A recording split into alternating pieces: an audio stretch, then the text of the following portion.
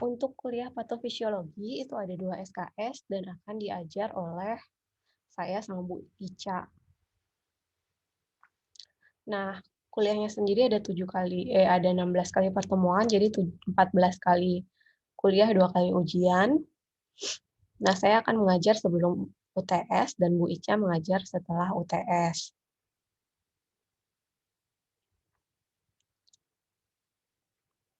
Nah, kemudian untuk tugas nanti saya minta, jadi kalian nanti bagi menjadi, tunggu sebentar, saya minta dibagi menjadi 5 kelompok. Jadi nanti membuat poster atau fisiologi penyakit. Nanti mungkin minggu depan baru saya umumkan untuk penyakitnya apa. Kemudian nanti kalian bagi kelompoknya sendiri. Jadi kalian bagi diri menjadi 5 kelompok ya. Tugasnya membuat poster, jadi bagaimana perjalanan suatu penyakit. Misalnya penyakit jantung, misalnya saya minta penyakit jantung koroner nih. Pengertiannya kayak gimana tuh penyakit jantung koroner, penyebabnya apa, kemudian bagaimana dia gejala awal sampai dia kondisinya kalau parah seperti apa. Dan mungkin juga bisa ditambahkan sedikit membahas terapinya apa. Seperti itu ya. Tapi yang ditekankan di sini adalah perjalanan dari penyakitnya. Jadi nanti misalnya ada terapi itu kayak nilai plus aja, tapi bukan kewajiban buat diisi kalau misalnya nggak cukup. Posternya ini nanti dibuat di komputer aja, jadi nggak usah ditulis tangan, dibuat di komputer, dibuat semenarik mungkin, ya.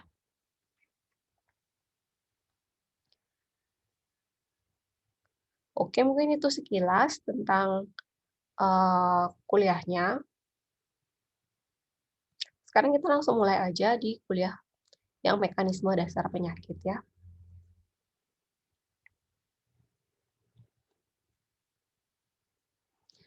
Jadi untuk kuliah kali ini ada 2 kali pertemuan. Ini yang pertemuan pertama materinya masih sama karena cukup padat.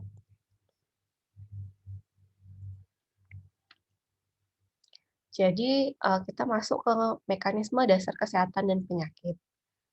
Pada waktu kalian kuliah Anfisman, kalian pasti sudah belajar tentang homeostasis. Jadi homeostasis ini merupakan bagaimana sel di dalam tubuh kita itu pasti akan dia berupaya untuk mempertahankan keseimbangan.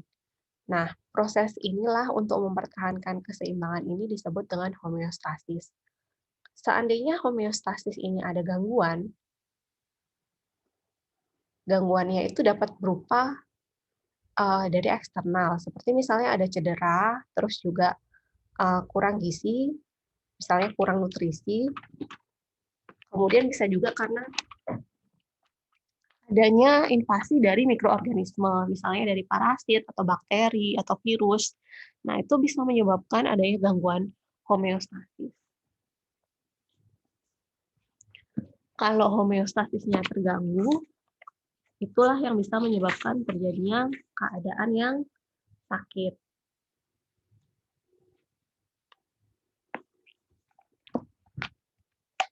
Nah, tubuh kita akan berusaha untuk mempertahankan keseimbangan. Ada beberapa organ yang berperan dalam mempertahankan keseimbangan. Yang pertama itu adalah medula oblongata. Jadi medula oblongata ini adalah bagian pada batang otak yang berkaitan dengan berbagai fungsi vital seperti respirasi sama sirkulasi darah. Kemudian kelenjar hipofisis. Kelenjar ini merupakan kelenjar yang mengatur kelenjar yang lain yang ada di dalam tubuh.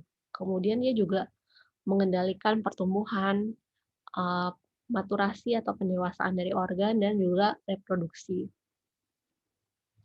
Nah, kemudian yang terakhir itu adalah formasio reticularis. Jadi dia formasi retikuler itu merupakan jalinan dari sel-sel saraf atau nukleus dan serabut saraf di dalam batang otak. Serta ada medula spinalis. Jadi dia merupakan kumpulan antara jalinan sel-sel saraf dan juga medula spinalis. Nah, ini dia akan membantu mengontrol dari refleks vital. Misalnya refleks vital itu jadinya, kegiatan yang tidak kita sadari tapi dia sifatnya vital. Misalnya adalah fungsi dari jantung, berdetak jantung, dan juga bagaimana kita bernafas atau respirasi. Nah, homeostasis ini akan dipertahankan oleh tubuh melalui beberapa mekanisme. Prosesnya itu yang pertama adalah tubuh itu sendiri, eee, mendeteksi dari sensor. Jadi, secara sensorik akan mendeteksi adanya gangguan dari homeostasis, misalnya, ada misalnya perubahan hormon atau ada impuls dari saraf, misalnya ada cedera, saraf akan mengirimkan sensor, kemudian sensor akan diterima ke dalam pusat kontrol, di dalam sistem saraf pusat. Nah, sistem saraf pusat ini kemudian mengatur, apa sih respon tubuh kita untuk untuk menyeimbangkan lagi, homeostasis. Kemudian, respon tersebut akan, diambil atau ditangkap oleh efektor. Efektor ini akan bekerja memulihkan homeostasis. Nah, feedback ini ada 2, yaitu adalah feedback positif sama negatif. Kalau misalnya feedback positif atau umpan balik positif, jadi dia akan menjauhi sistem homeostasis dengan cara menggalakkan perubahan. Misalnya jantung kita, misal kita kehabisan darah nih atau syok. Jadi misalnya orang kecelakaan, dia kehilangan banyak darah, terjadilah syok namanya syok hipovolemik. Jadi tubuh itu karena kehilangan banyak cairan, eee, langsung syok. Nah, untuk itu fungsi dari jantung akan langsung memompa darah. Jadi darah dipompa sehingga dia mengganti, kehilangan darah di tempat yang lain, seperti itu.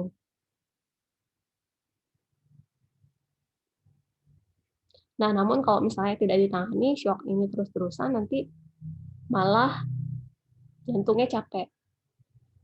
Karena dia harusnya dapat banyak oksigen untuk bekerja, tapi sehingga bisa menyebabkan gagal jantung. Kemudian bisa juga negatif. Kalau yang tadi yang positif, dia menggerakkan sistem menjauhi homeostasis.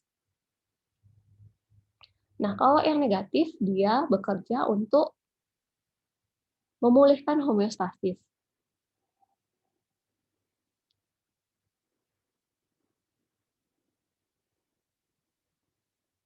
Jadi, misalnya dengan cara memperbaiki kekurangan yang ada dalam sistem. Misalnya, eee, tubuh kita kadar glukosanya tinggi.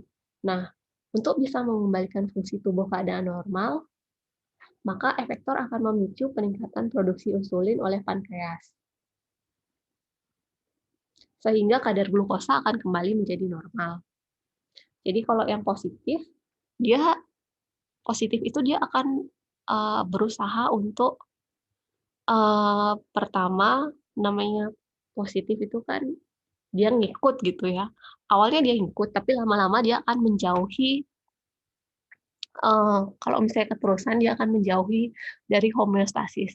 Nah, kalau yang negatif, dia bekerja berlawanan, tapi dia akan berbalik, untuk mengembalikan situasinya menjadi normal lagi, seperti itu.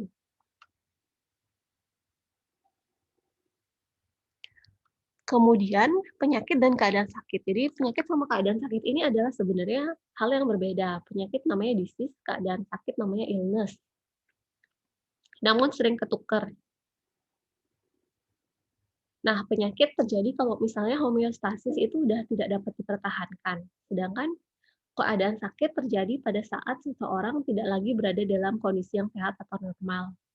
Misalnya nih, ada orang punya penyakit jantung koroner, punya penyakit diabetes, punya penyakit asma. Tapi dia nggak harus dalam keadaan sakit terus-terusan. Jadi ada saatnya dia tidak timbul gejala. Jadi walaupun mereka sakit, mereka masih bisa melakukan aktivitas. Jadi kata sakit atau keadaan sakit ini lebih mengacu kepada gejala. Nah, bagaimana perjalanan dari suatu penyakit itu akan sangat dipengaruhi oleh genetik, jadi faktor keturunan, terus bisa perilaku tidak sehat. Misalnya, orang udah sakit asma nih, tapi perilakunya dia malah tambah merokok. Nah, itu bisa menyebabkan perjalanan penyakitnya menjadi lebih parah.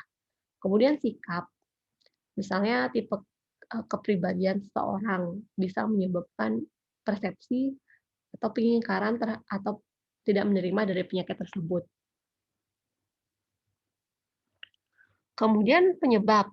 Penyebab penyakit ini bisa baik dari dalam tubuh sendiri atau dari luar tubuh. Jadi kalau dalam tubuh sendiri biasanya dia itu sudah genetik, sudah berasal dari keturunan, kemudian kalau dari luar misalnya ada agen infeksius atau misalnya juga faktor lingkungan seperti itu.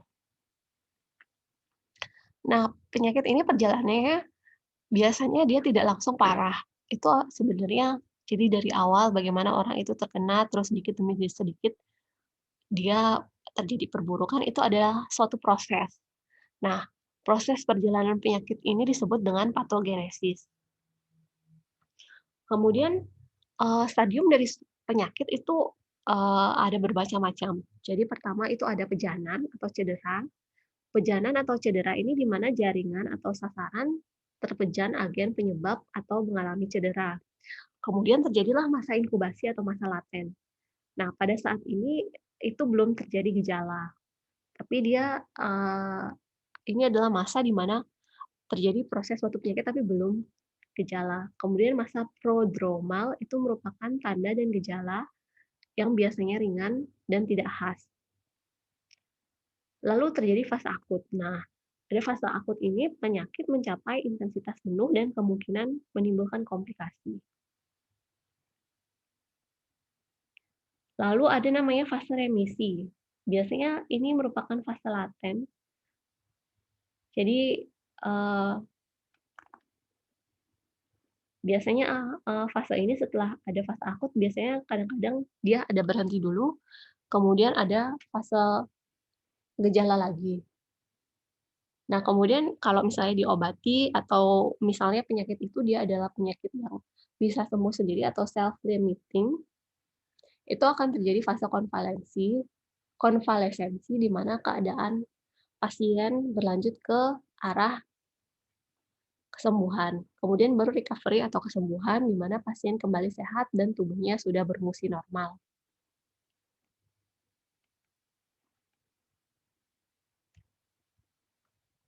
Kemudian stres dan penyakit. Jadi kalau misalnya ada stresor, baik itu secara psikis ataupun juga secara fisik, jadi bukan hanya di kepala tapi juga ada secara fisik yang mempengaruhi sel atau suatu organ, kondisi tubuh kita akan merespon.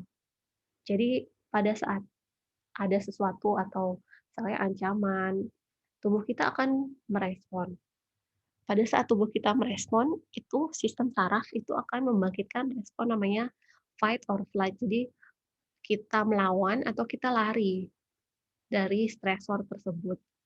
Nah, pada saat ada respon fight or flight akan diaktifkan hormon namanya epinefrin sama norepinefrin.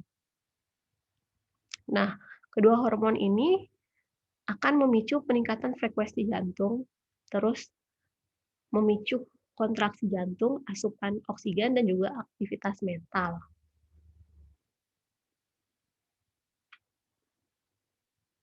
Nah, sering juga respon dari pelepasan dari epinefrin sama norepinefrin ini disebut dengan adrenalin rush. Jadi orang biasanya panik, kadang-kadang bisa sampai agresif. Nah, kemudian terjadilah fase resistensi. Nah, pada fase resistensi, tubuh kemudian akan beradaptasi, kemudian mengambil memperoleh kembali keadaan homeostasis. Nah, tubuh akan berusaha untuk beradaptasi, atau mungkin bisa juga dia tidak bisa beradaptasi. Jadi ada pilihan, bisa beradaptasi, bisa tidak. Kalau misalnya dia bisa beradaptasi, dia akan masuk ke fase pemulihan. Jadi stres akan berhenti dan tubuh kembali menjadi pulih. Jika tidak, tubuh akan kelelahan. Di sinilah kalau misalnya tubuh lelah, stresnya nggak berhenti, tubuh akan memproduksi lagi tidak mampu memproduksi hormon lagi dan bisa terjadi kerusakan organ. Di situlah mulai adanya penyakit.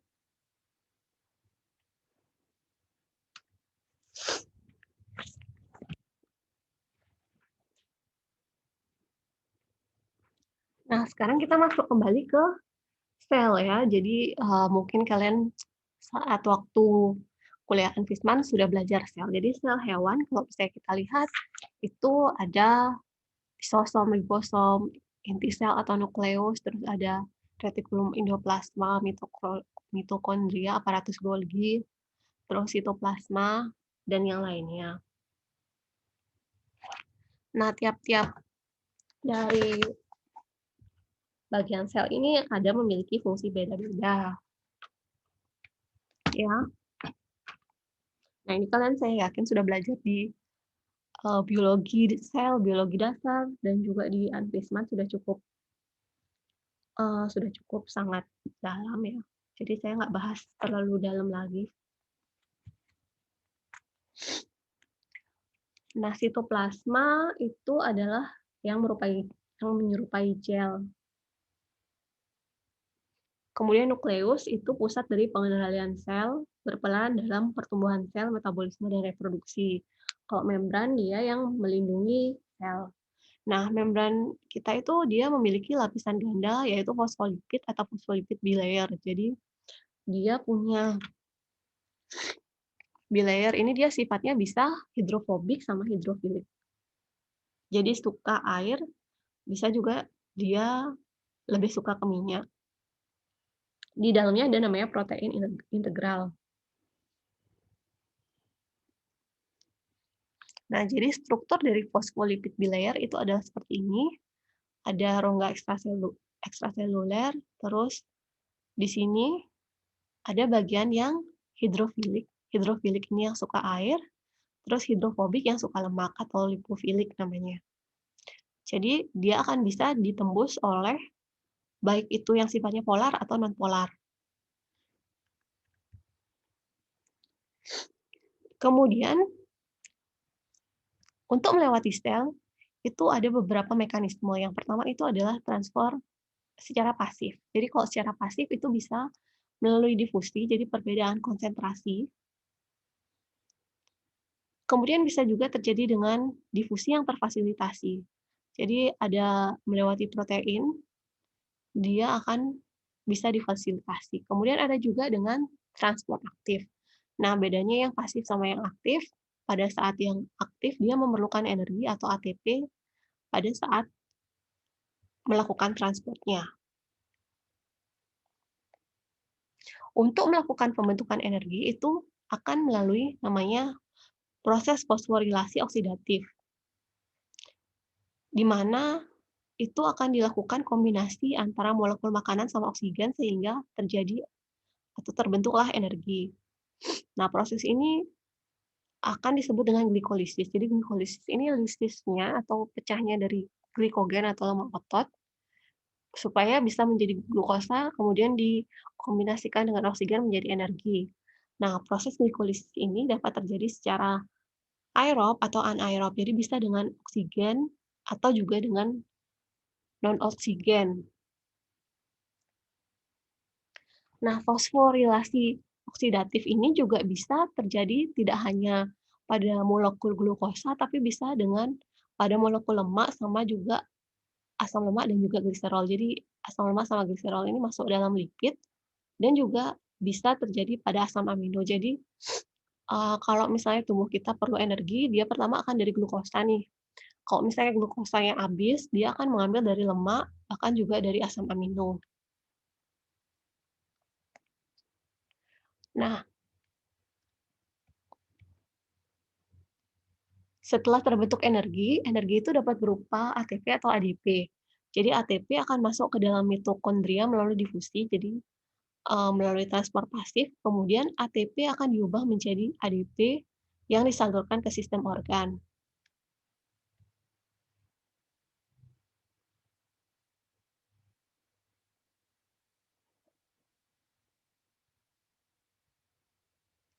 Jadi energi ini apa sih yang dipakai atau dilakukan buat energi ini, gunanya buat apa? Jadi energi ini akan digunakan untuk pompa. Energi untuk pompa ini didapatkan dari pemecahan ATP. Jadi kita di dalam tubuh ada namanya pompa natrium sama kalium. Kalau natrium, pompa natrium kalium ini fungsinya dia memindahkan natrium ke dalam sel sama memindahkan natrium keluar sel sama memasukkan kalium ke dalam sel.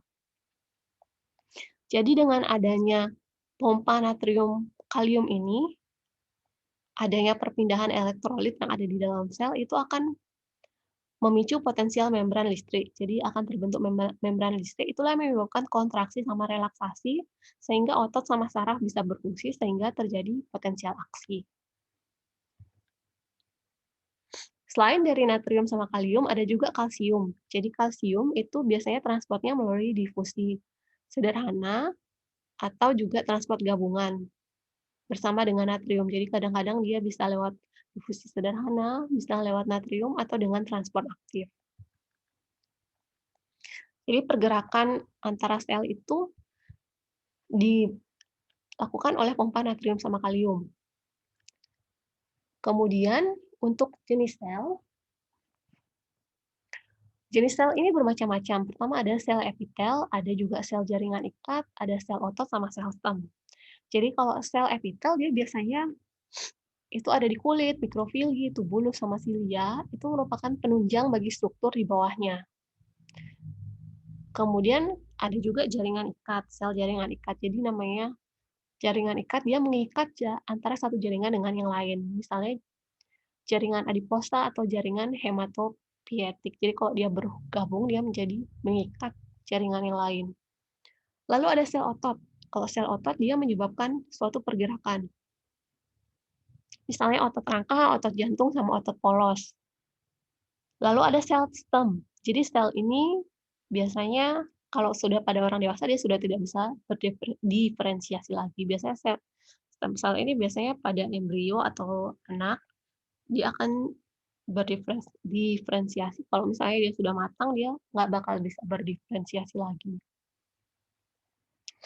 Nah, adapun konsep patofisiologi dari sel, jadi adanya gangguan atau cedera pada sel itu ada bermacam-macam. Yang pertama ada atrofi, kemudian hipertrofi, ada hiperplasia, metaplasia, displasia, cedera sel, sama kematian sel.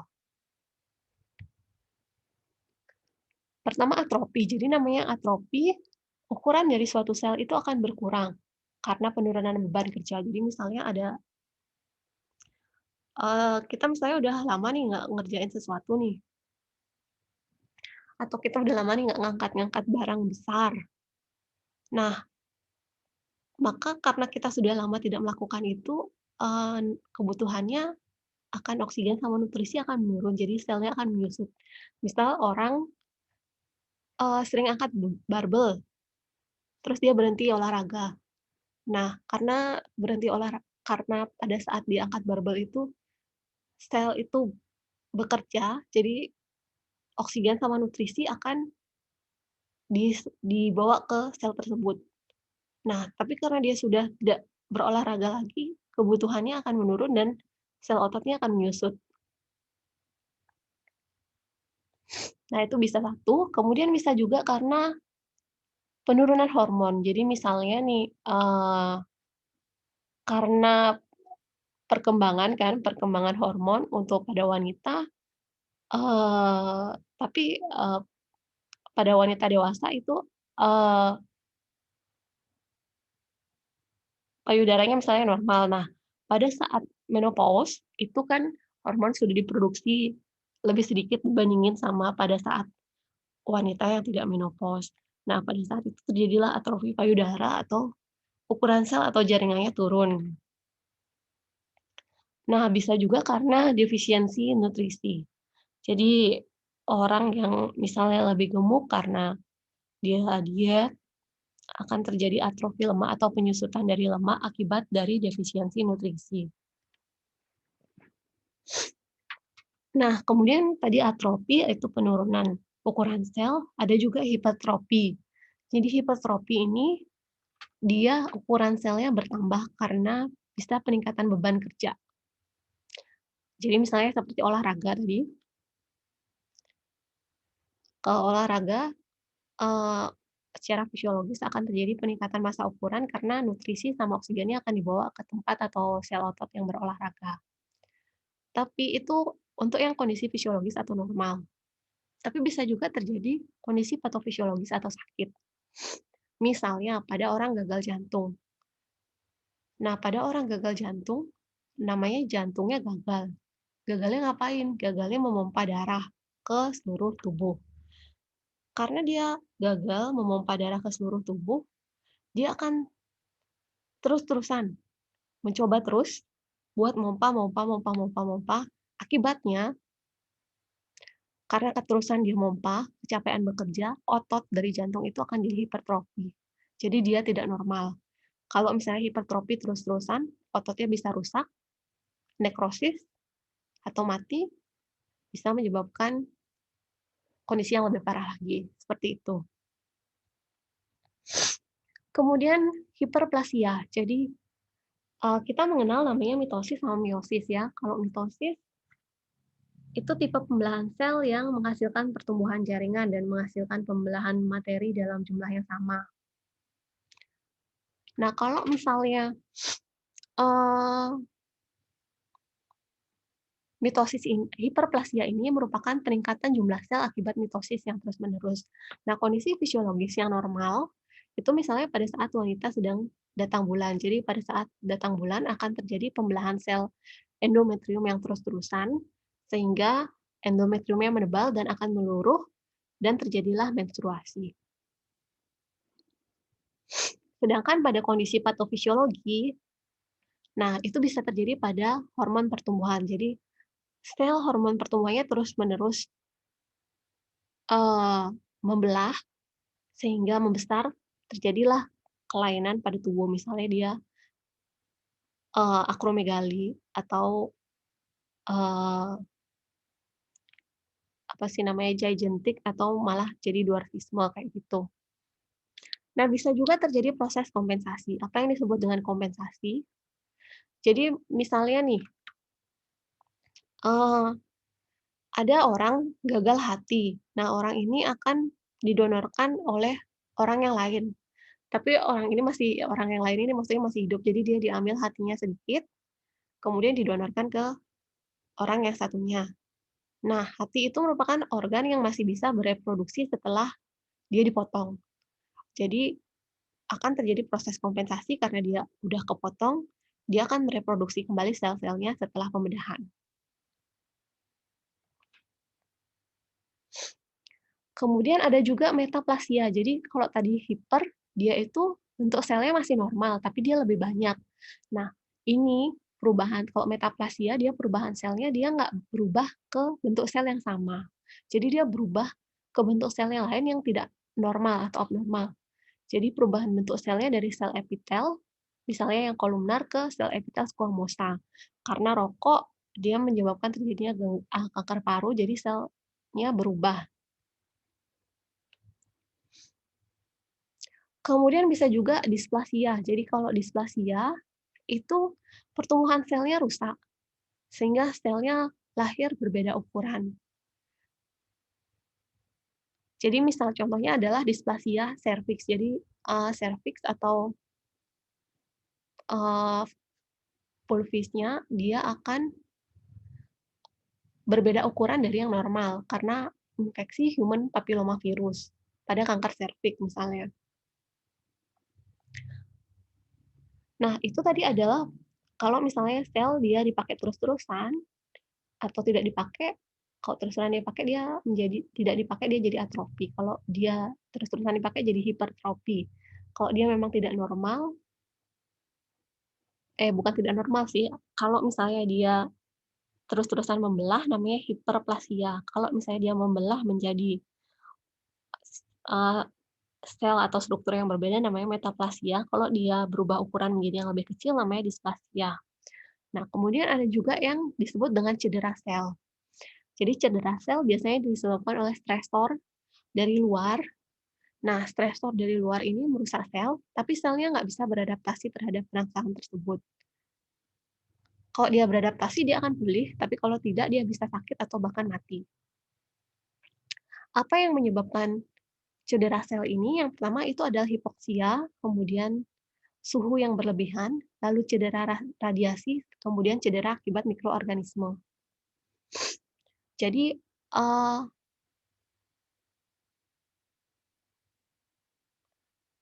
hipoksia dia kekurangan oksigen. Kalau kekurangan oksigen, dia tidak akan bisa memproduksi lagi. Bisa sih dia memproduksi energi, tapi energi yang dihasilkan dia tidak akan sama antara energi aerob sama anaerob. Jadi awalnya dia akan bisa bertahan, tapi lama-lama dia tetap akan mati, seperti itu. Kemudian suhu yang berlebihan, kalau misalnya terlalu panas atau kalau terlalu panas dia bisa kena heat shock, kalau misalnya terlalu dingin, itu kita bisa kena frozen bite. Jadi misalnya kita anggap aja kita nih di negara tropis langsung pergi ke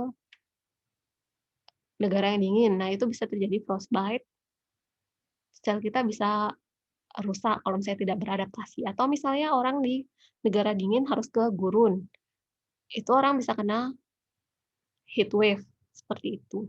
Kemudian bisa juga cedera radiasi. Jadi radiasi selnya cedera atau luka karena zat radioaktif.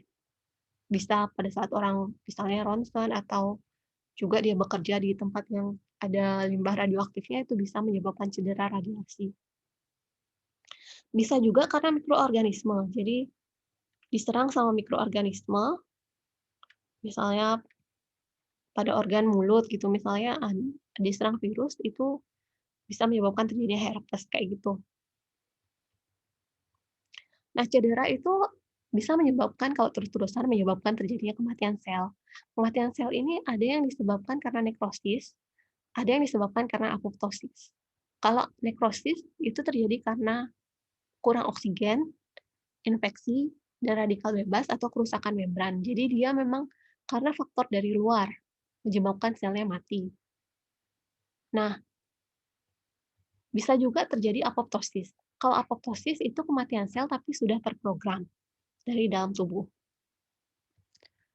Oke, jadi apa sih bedanya nekrosis sama apoptosis? Habis ini akan ada juga upload-an video ya, nanti kalian pelajari bedanya nekrosis sama apoptosis. Kemudian keadaan penyakit atau cedera. Jadi yang seperti saya bilang tadi, hipoksia, suhu yang berlebihan, cedera radiasi, sama cedera akibat mikroorganisme. Nah, ini seperti saya bilang tadi, jadi kalau hipoksia dia akan kekurangan oksigen, nggak terbentuk energi, sehingga fungsi transport kalium sama natrium terganggu. Kalau misalnya natrium terlalu banyak di intrasel, osmolaritas akan terganggu sehingga sel bisa pecah. Kemudian selain itu karena kan kita kurang oksigen, seperti saya bilang tadi karena dia akan terjadi apa sih namanya, pembentukan energi secara anaerob, itu akan memicu terjadinya peningkatan asam laktat. Peningkatan asam laktat ini akan memicu pH di dalam sel turun sehingga struktur sel juga rusak. Apa sih penyebab dari hipoksia? Nah, penyebabnya bisa terjadi karena syok akibat kekurangan darah, karena darahnya kurang, jadi oksigen yang dibawa oksigen dalam sirkulasi di dalam sel itu juga berkurang, jadi bisa menyebabkan hipoksia sel. Kemudian bisa juga karena penyakit pernapasan, misalnya organ parunya rusak karena COVID-19 misalnya, organ parunya rusak, jadi dia tidak bisa mengambil oksigen dari luar. Itu juga bisa menyebabkan hipoksia. Kemudian bisa juga karena keracunan sianida. Keracunan sianida ini akan, kalau nggak salah sih ya, dia akan merubah oksigen-oksigen yang di dalam darah, seperti itu. Nah, suhu yang berlebihan, jadi kalau suhu yang terlalu panas sama terlalu dingin bisa menyebabkan cedera di sel. Kalau suhunya terlalu tinggi, itu bisa menyebabkan luka bakar. Sedangkan kalau suhunya itu terlalu dingin, itu akan terjadi kontriksi pembuluh darah. Jadi pembuluh darah menyempit, terutama di bagian ekstremitas, yaitu kaki sama tangan. Biasanya kalau suhu dingin yang paling awal dingin pasti tangan sama kaki, akan menyebabkan terjadinya iskemia sel. Kalau misalnya terus-terusan, aliran darahnya tidak adekuat,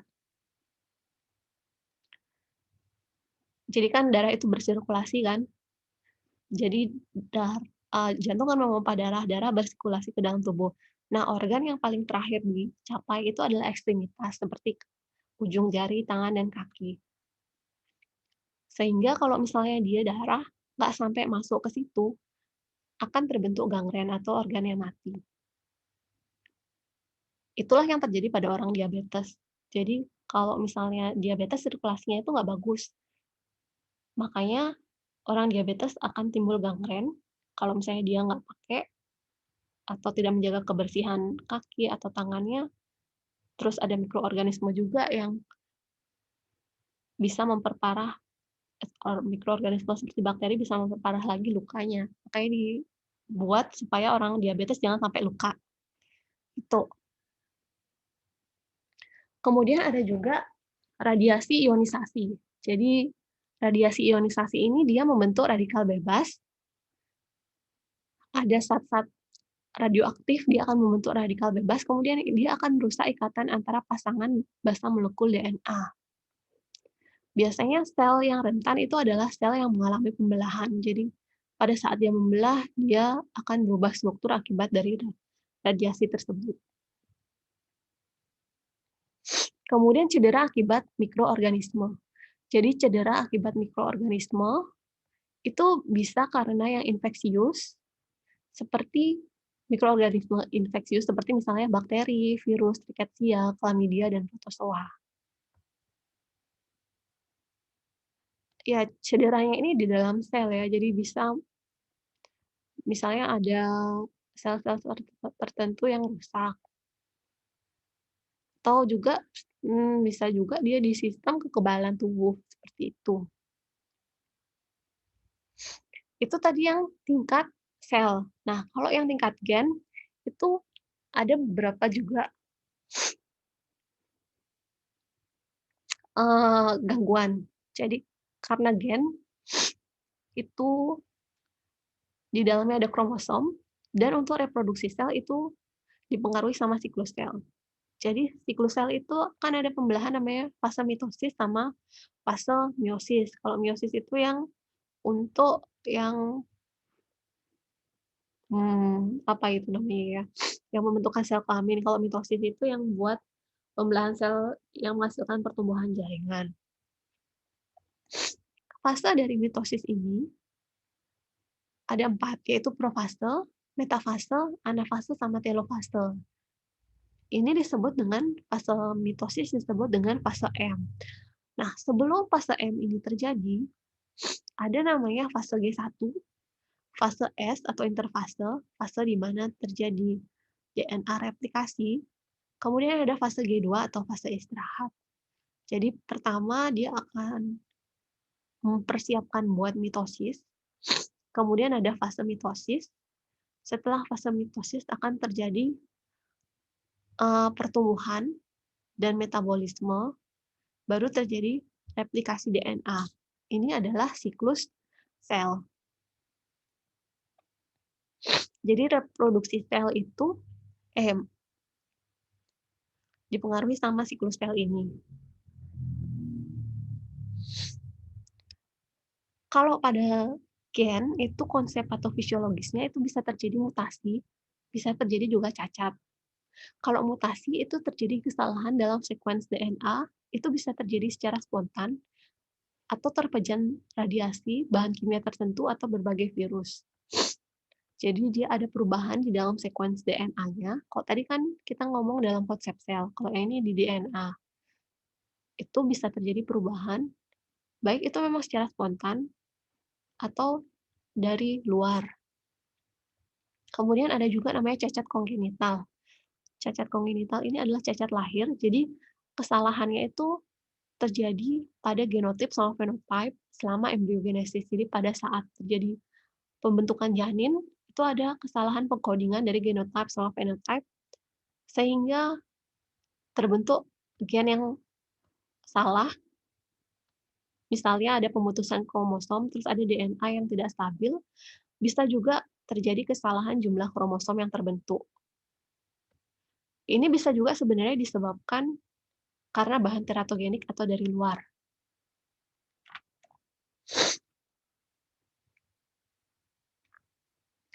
Apa itu bahan teratogenik yang dari luar? Misalnya pada saat hamil, mengkonsumsi alkohol, itu bisa menyebabkan defisit neurologi atau deformitas wajah. Bisa juga dari mikroorganisme parasit, yaitu adalah kelompok teratogen TORCH. Jadi kalau pada saat hamil terinfeksi toksoplasma, rubella, herpes, dan infeksi lain itu bisa menyebabkan teratogenik. Kemudian bisa juga status kesehatan sama gizi ibunya. Jadi status kesehatan gizi ibunya misalnya kurang, itu juga bisa menyebabkan, atau dia misalnya kurang asam folat atau kalsium, itu bisa menyebabkan deformitas dari si janin. Kemudian status kesehatan ayah juga bisa. Sebelum terbentuk embrio, kalau misalnya ayahnya spermanya nggak sehat juga bisa terjadi deformitas dari si janin. Nah, keadaan penyakit atau cedera pada gen itu bisa terjadi pada gangguan gen tunggal disebabkan oleh kesalahan dari satu gen tunggal. Nah, ada juga yang multifaktor, jadi nggak cuma satu gen, tapi beberapa gen. Lalu ada juga sindrom Down. Jadi kalau sindrom Down itu adanya trisomi dari kromosom 21, sedangkan ada juga sindrom Turner, itu ada monosomi dari kromosom seks, sehingga kromosomnya itu cuma 45, harusnya kan 46. Ada juga dia sindrom Klinefelter, di mana kelebihan satu kromosom seks, harusnya 46, dia 47, seperti itu.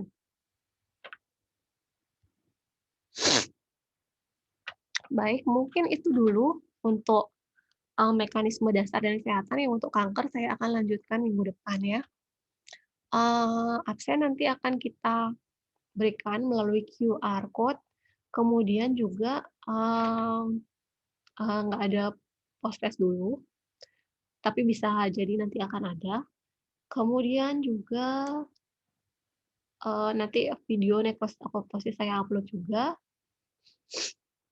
Mungkin itu aja sih untuk yang pertemuan kali ini. Kalian bagi kelompok aja dulu menjadi 5 kelompok, minggu depan saya akan berikan tugasnya apa. Baik, itu saja. Terima kasih.